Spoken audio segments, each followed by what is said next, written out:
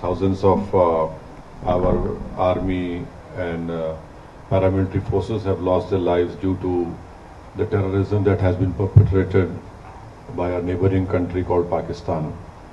And what happened in Pahalgam on 22nd of April was a ghastly massacre. And this was done by terrorists who who are Takfiri terrorists, who rounded up all men, separated the women and children, and shot dead all the men who were there, who had non-Muslim names and who could not pronounce or utter the kalima, and they were shot in their head. So this was the most gruesome massacre which took place in recent history in India.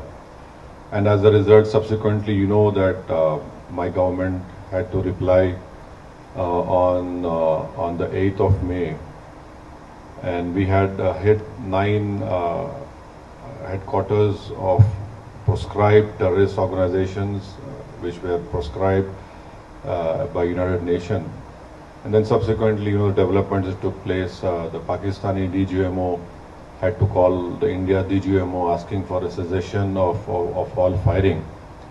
So we want to bring to your notice that Pakistan has been indulging in this terrorism for many years, and there has been many questions that why don't you speak to them?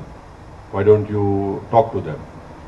Now, in recent past, when in Mumbai the famous 26/11 terrorist incident happened, wherein trained terrorists from Pakistan landed up in the financial capital of our country and started massacring people in a railway station. Then they shifted to 5-star hotels, and then they started massacring people over there. So fortunately for us, because of the bravery of the Mumbai police, one terrorist was caught alive. His name was Ajmal Kasab.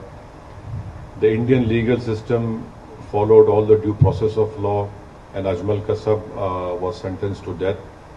And Ajmal Kasab revealed many things. Our agencies were capable enough to record the audio conversations which a terrorist group sitting in Pakistan were having with terrorists who were killing Indians in 5-star hotels. And those conversations, they were clearly telling them, don't lose heart, kill as many Indians as you can and you'll go to Jannah. This was the conversations that were recorded. So after 26/11, my government, headed by the then Prime Minister, Dr. Manmohan Singh, late Manmohan Singh, the Indian investigators went to Pakistan, gave them all the evidence, the DNA and everything. And even some American citizens were killed in this terrorist act. But you'll be surprised to know that nothing moved forward. Many times Indian investigators went to Pakistan, Lahore, Islamabad, but nothing moved forward. What made Pakistan move forward in this terrorist trial was when Pakistan was put in the FATF grey list, and one such meeting was held in Germany, and India wanted one Sajid Mir to be indicted. So the Pakistanis cleverly said he's dead. But the moment this important meeting was about to take place in Germany, Pakistan comes up to the committee of FATF and says, Sajid Mir is alive. So can you imagine a country which was saying he's dead, suddenly he is alive, and then the Pakistani government says that our courts have convicted him for some 5-10 years. But the main culprits of 26/11 are still scot-free. They were convicted for money laundering, not for terrorism. Pathankot happened after my Prime Minister went to Pakistan uninvited. And I want to put it on record, I was the one who criticized him for going over there. There were many opposition parties who criticized, why did my Prime Minister went uninvited from Afghanistan to Nawaz Sharif's place? But our air base was attacked, and we lost many personnel over there. The Prime Minister said, Pakistan wants proof, you send your own team. Can you imagine any country inviting a neighboring country's spy agency to come to Pathankot. They were invited. They had seen, they were given all the records, but nothing moved, nothing happened. So this talk of, oh, why don't you speak to Pakistan? Who do we speak to Pakistan? You know, we have been cooperated with them, but Pakistan had never been forthcoming.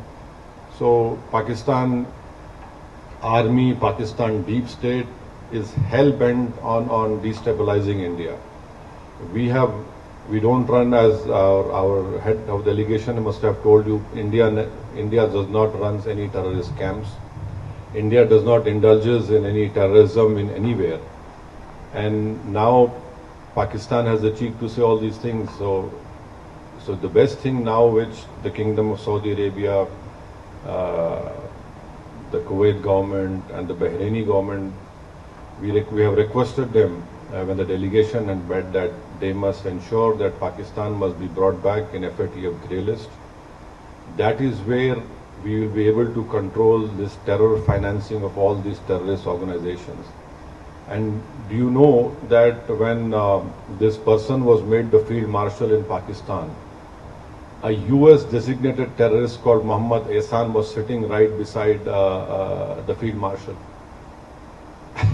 So this is complete. He is a US designated terrorist called Muhammad Ehsan, and there are photographs him shaking hands with this field marshal. So there is a clear-cut evidence of Pakistan's involvement. These terrorist groups are prospering over there.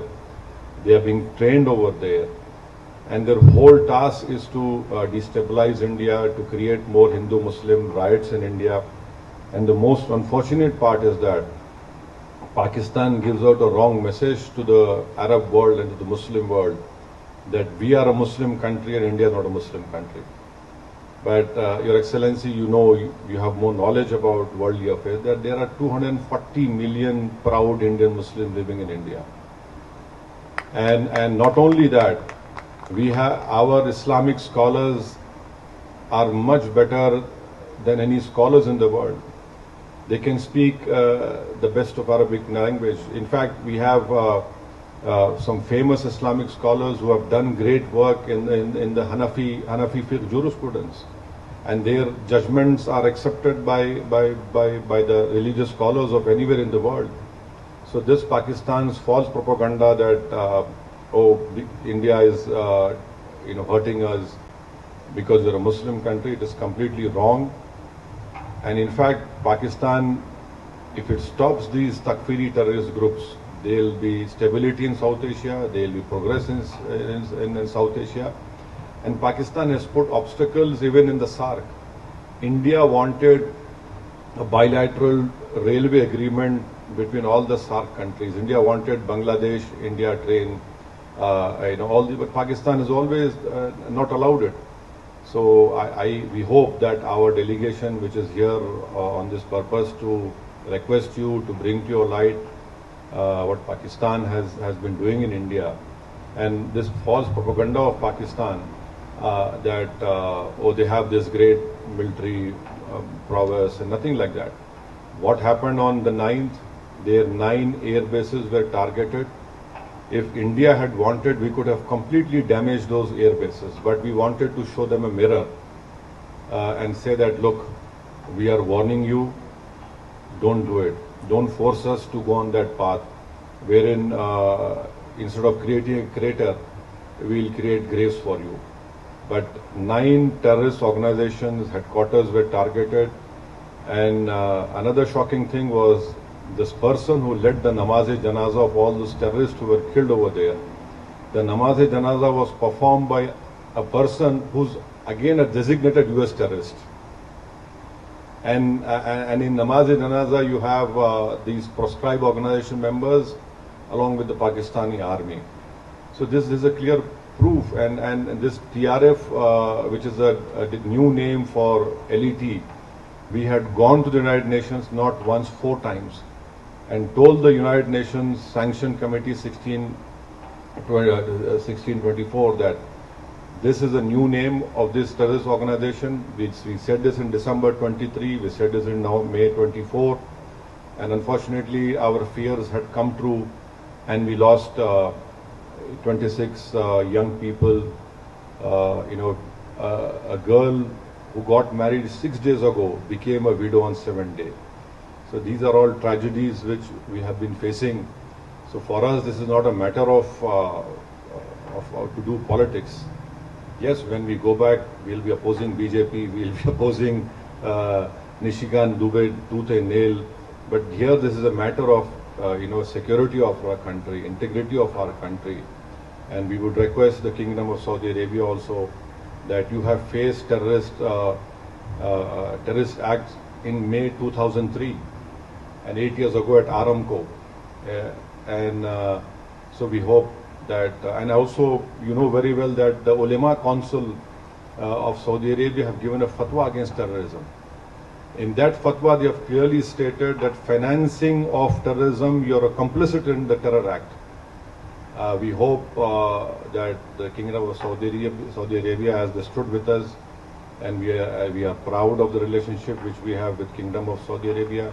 There are 2.7 Indians who are living over here comfortably, and they are part of, they send around about 6% of foreign exchange to India. There are many Indian companies who are investing in India. The bilateral trade is to the tune of $49 billion. I hope it increases. We are hoping that this relationship will be more prosperous, will be strengthened. We have a strategic relationship with Kingdom of Saudi Arabia. We have done naval exercises together. We have done, our armies have done exercises together. And His Highness the Crown Prince, when he came to India in 2019, had stated that they will be investing around about $100 billion in India. So yes, this is a great relationship which we have with Kingdom of Saudi Arabia, and we hope that Pakistan will be stopped from indulging in wanton terrorism in India. Their misadventure should end. It is not good for them also, because let me tell you very frankly that people of India are sick and tired of this terrorism being perpetrated by Pakistan, and Pakistan's deep state and military, and in fact you in Riyadh you have the Islamic nations ICMTC over here, and so it's an additionally very important that we stop Pakistan from what it is doing. We have no qualms. Let Pakistan grow, let Pakistan be prosperous, let Pakistan people's poverty be eradicated, let Pakistan children don't get polio, But unfortunately, as someone had rightly stated, that every country has an army. The Pakistani army has got a nation now. So this is what they have been doing. I hope that whatever our delegation has met His Excellencies in our visit of today and yesterday and tomorrow also, we hope that a positive response would be there. And so this is what we have been trying to impress all of you, and we require your support. We require indulgence at a crucial period of our time, so that India becomes more stronger. And a stronger India is not threat to anyone. And Pakistan is a threat to, their deep state is a threat to humanity. So these are a few words I had to say. Thank you so much for allowing me to say what I have to say. Thank you.